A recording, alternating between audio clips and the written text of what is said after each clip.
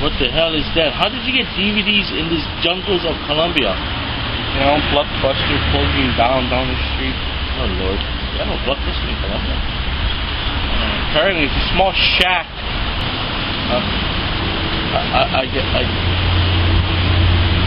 She brought it over here. I thought you could watch it. But there's no real DVD players here. They have Blu-ray players. These rich bastards. You have your laptop. No, you gotta use it to count your money. Right. Or you take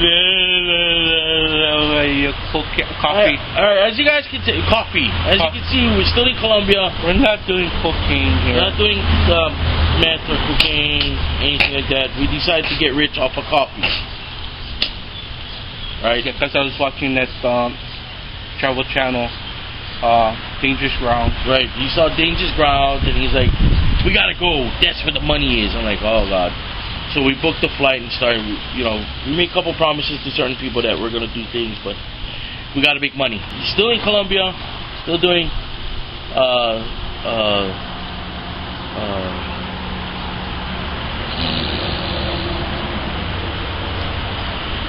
whoa, hey. Gotta watch out for the fucking Colombian weed, man. We're not doing drugs. It's growing everywhere. You should see the growth. Anyways, turning out, I'm Killah. That's Tony Midnight. Hi. Hot as hell up in here. So, it's a freaking jungle. Even if it, anyways, the closest shade we could get. You don't want to come to that jungle. You said I get to this because he hasn't watched it, but I want to talk about it. Flesh Eater, directed, written, starring, producing Bill Hinzman. If it wasn't for Bill Hinzman, I don't know how to say his name, but he passed away a while ago, and I mean he's the original zombie. If it wasn't for him, there wouldn't be any Walking Dead. If it wasn't for this guy attacking Barbara and her brother in Night of the Living Dead in a cemetery, there wouldn't be, you know, the whole zombie genre wouldn't be what it is today. Right. And you didn't even watch it. No, I was gonna watch it here. I mean, I tell the truth, it is low budget cheese, but it's made by iconic zombies, and there's some cool zombie questions. If I tell you right now, you're gonna be pissed off. And there's a scene with a freaking fully nude zombie. I'll be back. Never mind. Anyway, Flesh Eaters. Flesh Eater. Oh. AKA Revenge of the Living Zombies. That's the original 80s VHS release title. Yeah. I'm a horror geek. You know how much low budget, silly acting, cheesy stuff I have in my collection? Miami Connection. I didn't watch Miami Connection. Oh, you want to talk about cheese? That's cheese. That's nacho. That's brie. That's Gouda. That's cheese. It's Gouda too. I know, it looks good. I haven't. Yeah, well, here's the truth of what happened was he let me borrow that right at the time I started watching Netflix. And Netflix got a ton of stuff and Hulu Plus. So I've been watching a lot of that stuff. And I just haven't had time to watch a DVD. I haven't put a DVD in ever since I got all that stuff. Which is the reason why Blockbuster and all those famous places are shutting down. Next movie. Blood Creek. This movie, I'm gonna do a quick review on this movie, alright? But just read the freaking cover. In the 1930s, Adolf Hitler believed the occult held the secret to mortality. Almost a century later, the nightmare was awakened. Dun dun dun! Dun dun dun! Blood Creek. It's directed by Joe Schumacher. Oh, really? Who made The Lost Boys. The Lost Boys, a bunch of movies. DC Cat. Oh! What? Really? You didn't know Joe Schumacher did DC Cap? No, I did not know that. He did.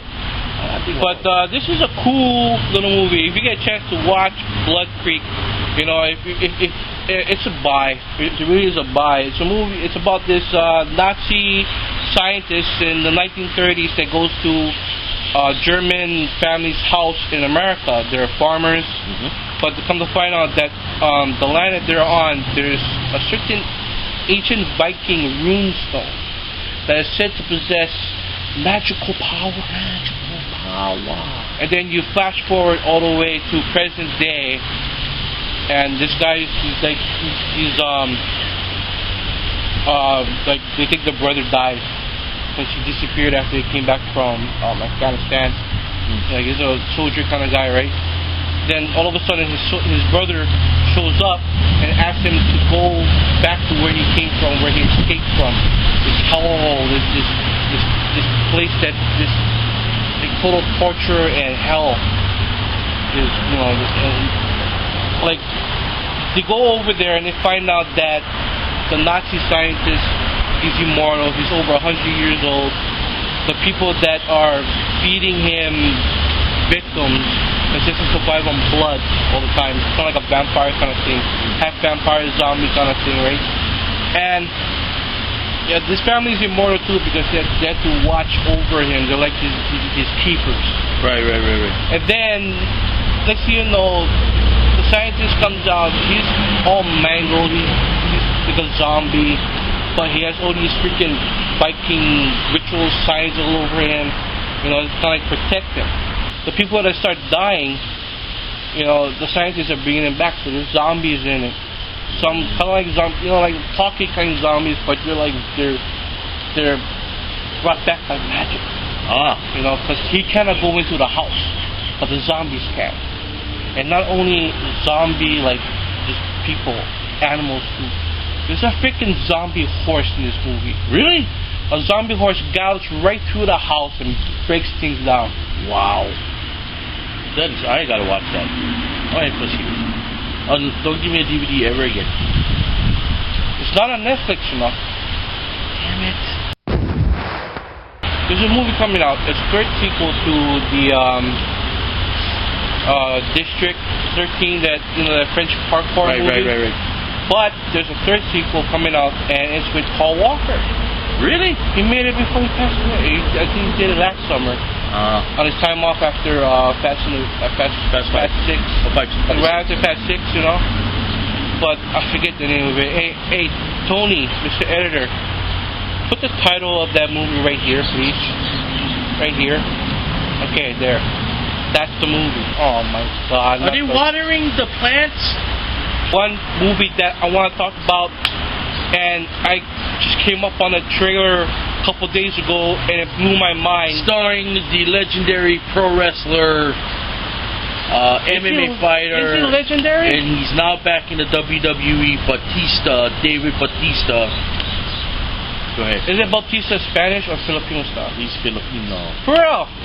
I'm glad that he's in this movie. Guardians of the Galaxy. Marvel couldn't have picked a better comic book to put on the screen for the 2014 season of movies. I mean, you know, Thor was in January. Yeah. When did Thor come out? Was it last season? Yeah, it was quite around Christmas time. Yeah.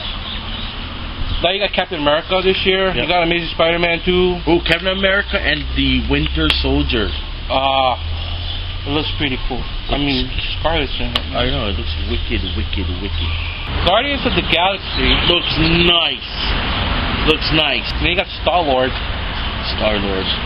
Nobody calls him that. He calls himself Star-Lord. And another thing, you know who else is in that movie? He plays a bad villain. I believe she plays a bad villain. For all the Whovians out there, you know, my fellow Whovians. Karen Gillian. She was Amy Pond. I believe that's her name. Sorry, I don't watch. I know you're a horror geek. I'm a sci-fi geek. But anyway, she plays. I saw a little snippet of it. I can't remember. Okay, like snap. Anyways, yeah, she's in it. The Guardian of the Galaxy. They're actually a ragtag bunch of criminals. Yeah. That end up being. Kind of sounds like Firefly. Yeah. Pretty much. And Farscape. Farscape. Yep. But anyways, where did they get that idea? I don't know. Alright, anyways, we gotta go. Gotta go. The rainforest is drowning us again. Again. Mosquitoes are coming out of the woodworks. Yes. And flies, so peace. Shaka. Hopefully yeah. next week we'll be back on. White residue on my finger from my nose. Eat it. I'm not dumb, the fucking booger. Yeah, right. We out.